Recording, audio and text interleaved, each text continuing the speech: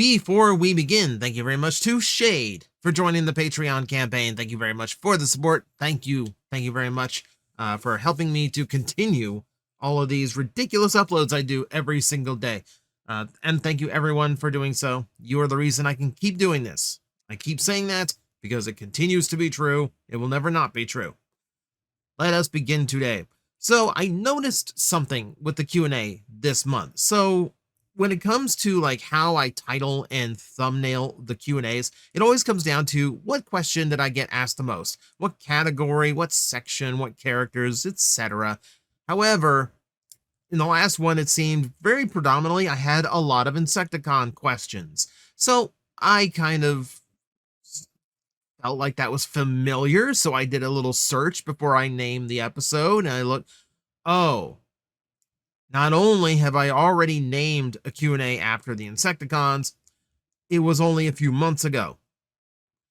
And one last year as well. So 2 times over, I had so many Insecticon questions, it just had to be the thumbnail and the title. Well, I was about to do it a 3rd time a few days ago. Put the brakes on that. So instead, let us actually cover a ton of stuff in Insecticon in just one video, since apparently my audience loves their mechanical insects and bugs. We need to get a lot of these out of the way immediately, okay? So let's just talk Insecticons and everything you could potentially do with them, or what I would do with them in like a ideal scenario. So when we talk about the Insecticon, now I like the standard Insecticons. I do not think they get used nearly often enough, between the ability to eat and digest metal, which means they do not rely on energon the same way other Transformers do.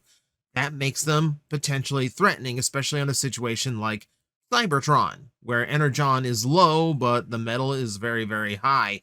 They could be incredibly threatening there. Why they've never been used that capacity, I do not know.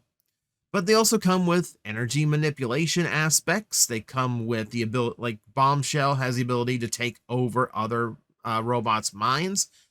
There's a lot of menacing aspects to the Insecticons, and they very rarely get used. The last time we really saw them was basically just ground troops in Transformers Earthspark. You got to see a few Insecticons as part of the Decepticons on Earth. They never spoke. They were just kind of there, just kind of filling out the ranks, which is disappointing because, as I just said, they come with a lot of abilities and features that are kind of unique amongst Transformers.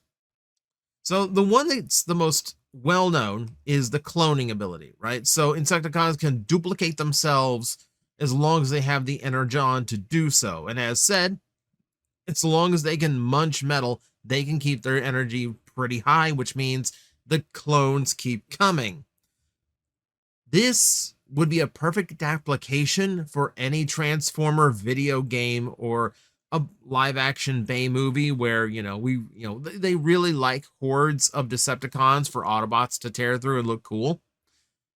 And yet they've never really been used for that. You had a little bit of the Insecticons in Devastation, but not nearly as much as I was expecting.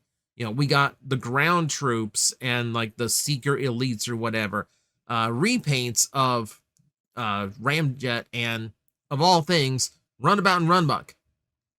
Now, I will give you generic Seekers. We've had plenty of them. But Runabout and Runamuck is a completely new beast. So to actually, come up with the idea, oh, well, actually, yes, there are more of them, is a little crazy. Just a little bit crazy. And I don't see that as particularly necessary. So yeah, I would really prefer seeing the Insecticons in that route a little bit more often. Seems like a pretty obvious role for them. But we also have something that's unique to them. We also have these. So Insecticon clones have been characterized for toys before. eHobby did repaints of them in their original Diaclone colors, or rather their original Waruder colors, and they patterned them as actual Insecticon clones. And I do think I like this idea to color them in red rather than purple. Separates them out from the main Insecticons that we are familiar with. That way it doesn't seem like Like the thing with like having an entire swarm of Insecticons where most are clones, like, well, most of these can get wiped out, and I guess just whichever one of each type survives is the current kickback, the current bombshell, or whatever. And that feels a little like character thinning. So we'll keep the main ones purple, and all the clones I would do red color. They'd be in the Waruder colors like this. However, eHobby also went to the trouble of coming up with brand new names for all of these clone Insecticons. And that again, I think diminishes the existing Insecticons. The clones should be mindless, they should be nameless, they should not be seen as any kind of replacement or equal to the existing trio. So, I would just leave them nameless. You are clones, you do not deserve names. I'm sorry, that's how the hierarchy works in this scenario. But that said, I hate to let the names go to waste. One of the things get asked a lot in the Q&A sessions is, well, what would you do as other Insecticons? Like, what insects would you want to see added to the Insecticons? In the same way people ask me all the time, like, what dinosaurs would you want to see added to the traditional Dinobots, etc. You know, we do that all the time because the Dinobots sell wildly well, no matter what you do. So Hasbro adds to their ranks constantly. Insecticons, you are lucky to get more than the main trio. So, should we ever come to a point where Insecticons are popular enough to add to, here's what I would do. 3 new ones using the names of the eHobby figures. And thanks to Beastbox for producing so many bug toys, I can give you visual examples of robot insects I would use. So let's say hello to my new take on Salvo. I would love a hornet in the lineup. Like, aside from just the fact it's a mean animal, it is a mean bug. Like, it makes sense to make a villain out of. Yeah, like this version of Salvo, I would picture some kind of bombardier, you know, as it would fire off a stinger as missiles in flight, which feels appropriate for its insect mode. It's important to note, when we talk about adding to the core Insecticons, this kind of thing, this would be recolored. I've been busy, and the homestead has been chaotic for the last 2 weeks, so you will excuse me if I did not have the time to Photoshop everybody into proper Insecticon colors, but you'll imagine that all of these that we're talking about would end up black, purple, and yellow somehow. So, I would use a hornet for one brand new Insecticon. Another new Insecticon would be my new take on Shothole, which would be a dragonfly. I hate the name Shothole, but it's what they used. Shothole is such an awkward, dirty sounding name, but we're going with it because it's what eHobby used. It's an official name. We're going to stick with it. This would be my flying gunner, not only because, like, rapid fire weaponry seems appropriate for a dragonfly, but also because the dragonfly is so good at flying in place, it makes sense to act as some kind of like flying artillery.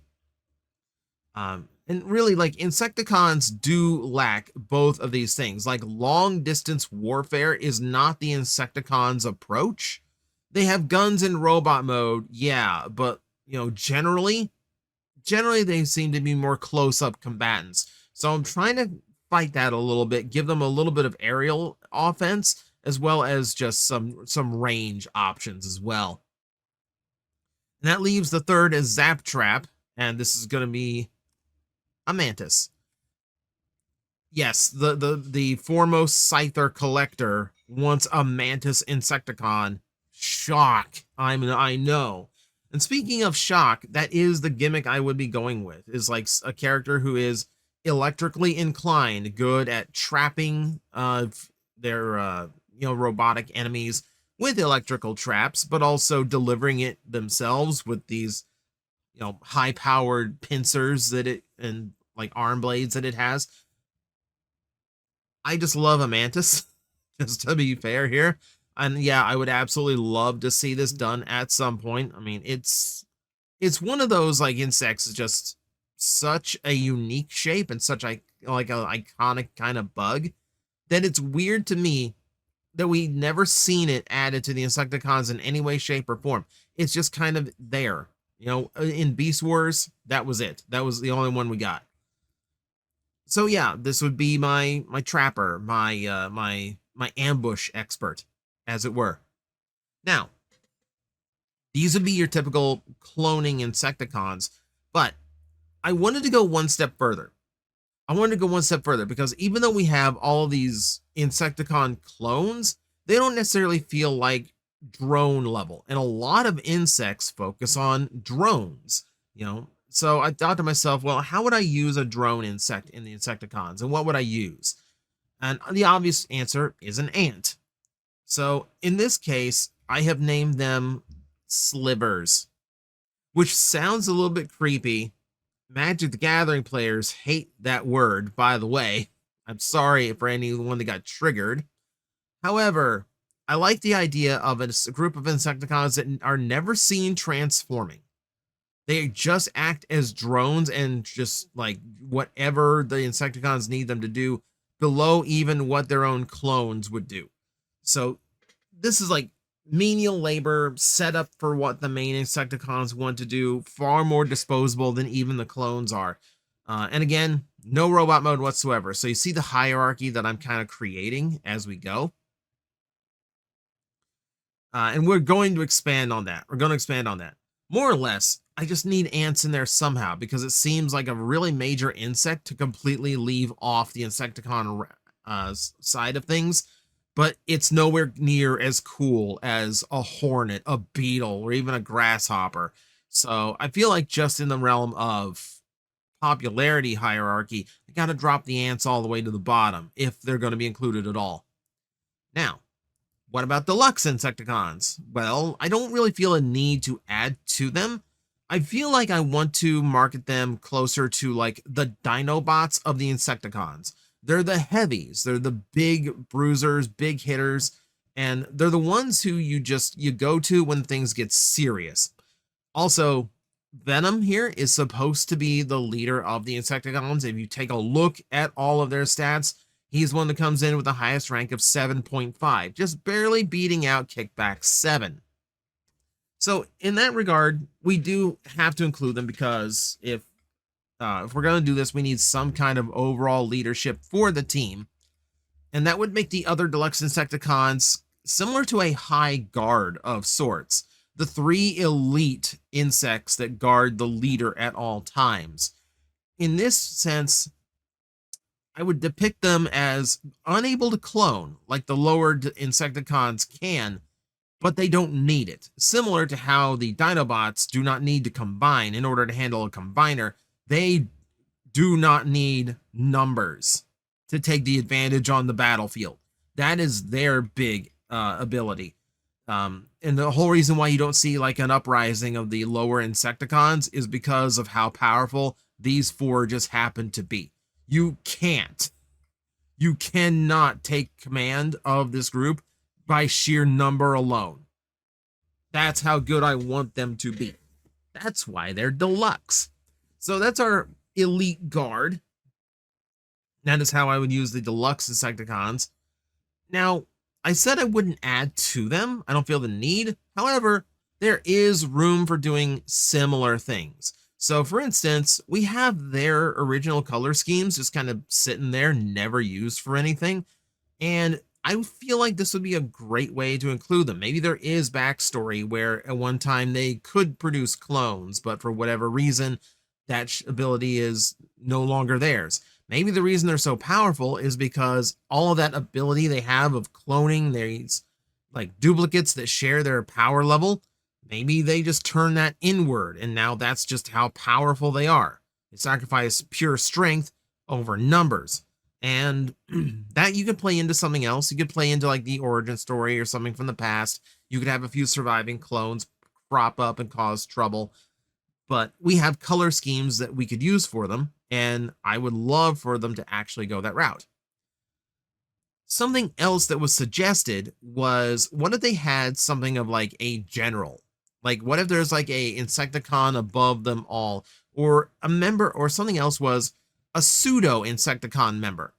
So something that fits the team and is included, but technically doesn't belong.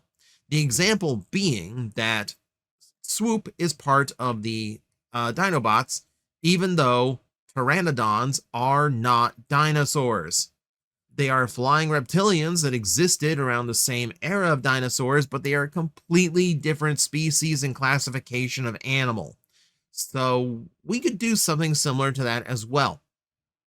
When I think of bugs that the Insecticons probably need on hand, the first thought that comes to mind is a spider of some kind. And while this would be cool, like an Insecticon spider, or at least a spider in black and purple, one, I feel like we've tread that ground a few too many times. I feel like if I did a G1 Insecticon in traditional colors, I would just end up with a G1 Tarantulas. And while there's an appealing aspect to that, I also feel like it's a little bit too obvious.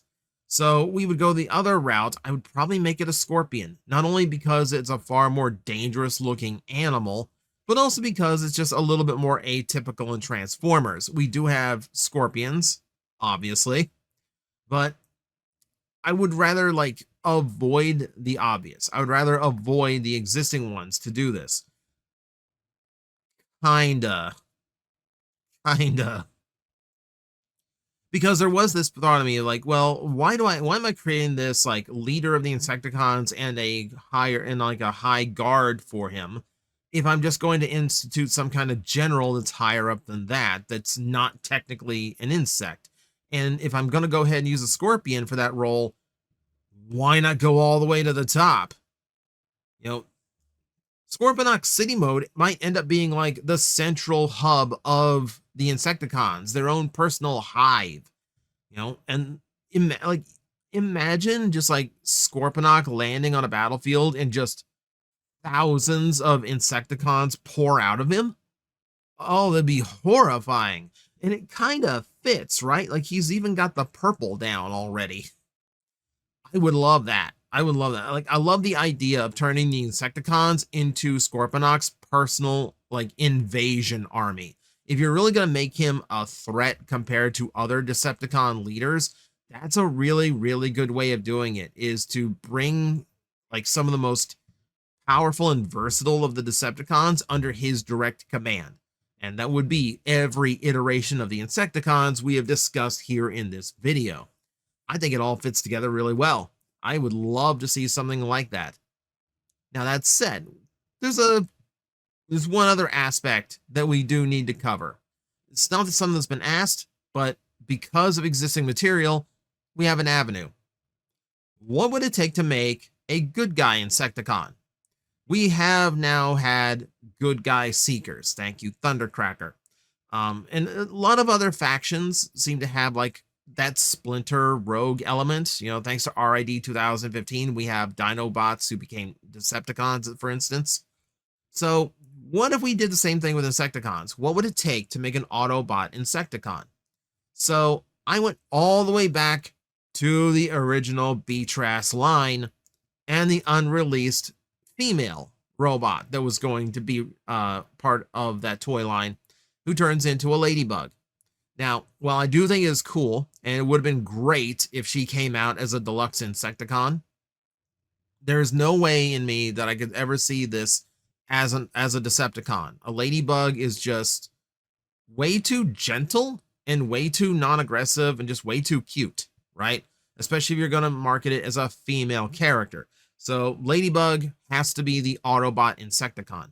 And in fact, we have a little bit of an idea of what that might have looked like thanks to this knockoff. So it's using an existing Ladybug Transformer toy. You'll forgive me if I forget the line. I mean, it's literally called like Insectbot Ladybug. That's the knockoff.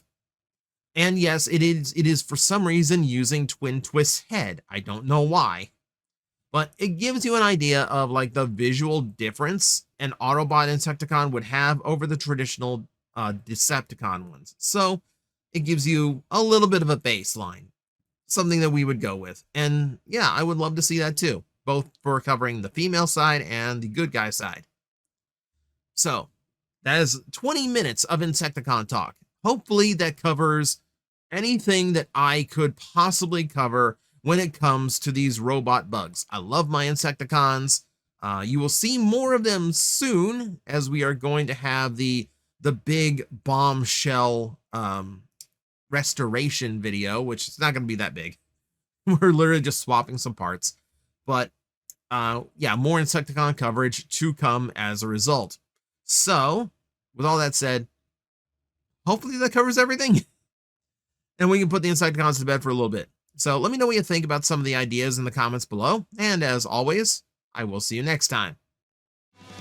Hello everyone, I am Astral Agent Magnetar, a Tokusatsu VTuber, and I am streaming 4 times a week over on Twitch, Monday, Tuesday, and Wednesday afternoons, and a special late night one on late Friday/early Saturday. So come watch, come hang out, and let's make an impact together.